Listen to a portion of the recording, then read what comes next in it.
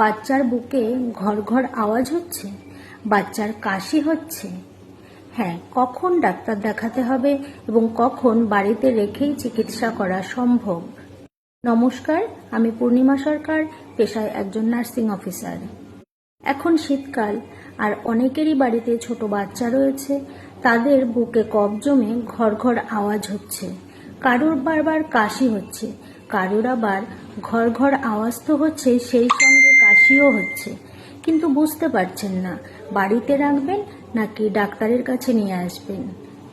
সেই বিষয় নিয়ে আজ আপনাদের সঙ্গে আলোচনা করব। প্রথমেই বলি, বুকে ঘর ঘর আওয়াজ কখন হয়। আমাদের ফুসফুসের ভেতরে কতগুলো ছোট ছোট ব্রঙ্কাস বা শ্বাসনালী থাকে, সেগুলো শ্বাস প্রশ্বাস নিতে সাহায্য করে। বাচ্চাদের যদি সর্দি হয় তখন বুকে শ্লেষ্মা জমে, আর সেই শ্বাস প্রশ্বাস নেওয়ার সময় রাস্তাটা আটকে যায় এবং একটা ঘর ঘর আওয়াজ হয়। বাচ্চাদের ঠান্ডা লেগে সর্দি হলে এটা হতে পারে। তাই বাচ্চার সর্দি লেগে অল্প ঘর ঘর আওয়াজ হলে চিন্তার কোনো কারণ নেই। বাচ্চাকে গরম রাখলে এবং গরম পানীয় খাওয়ালে, নাক পরিষ্কার করে দিলে কিন্তু 7 থেকে 10 দিনের মধ্যে সেটা কমে যায়।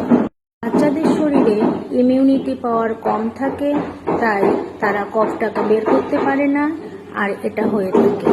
এবার বলছি, কখন বাচ্চার কাশি হয়। আমাদের শ্বাসযন্ত্রটা এভাবেই তৈরি, সেখানে যদি কিছু আটকে যায়, মানে সর্দির শ্লেষ্মা বা বাইরের কোনো জিনিস, ধূলিকণা বা কোনো অ্যালার্জেন কিছু, তাহলে কিন্তু নর্মাল ব্যাপার হচ্ছে শ্বাসযন্ত্র সেটাকে বের করে দেবে।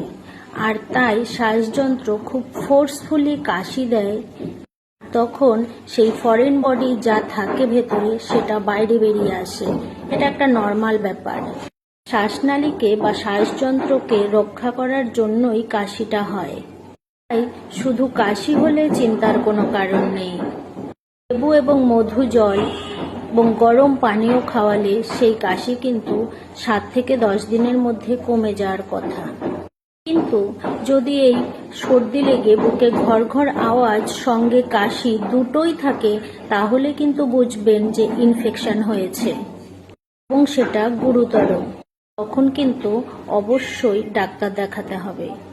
তাছাড়াও কাশিটা যদি ক্রুপ বা ঘেউ ঘেউ আওয়াজ হয়, সঙ্গে 101 বা 2-এর বেশি জ্বর থাকে, বাচ্চার বমি হয় বা বমির সাথে যদি অনেক সময় রক্ত বের হয়, কাশতে কাশতে বাচ্চার যদি শ্বাসকষ্ট হয়, বা সেই কাশি যদি 2 সপ্তাহের বেশি থাকে, তাহলে কিন্তু অবশ্যই ডাক্তার দেখাতে হবে এবং ডাক্তারের পরামর্শ মতো অ্যান্টিবায়োটিক খেতে হবে। ধন্যবাদ। নিশ্চয়ই অনেকের বাড়িতে বাচ্চারই বিভিন্ন রকম সমস্যা হচ্ছে। আমাকে কমেন্টে জানিয়ে দেবেন কাদের বাড়িতে বাচ্চার কি কি সমস্যা হচ্ছে। আমি সেই হিসেবে আপনাদেরকে ইনফরমেশন দেওয়ার চেষ্টা করব।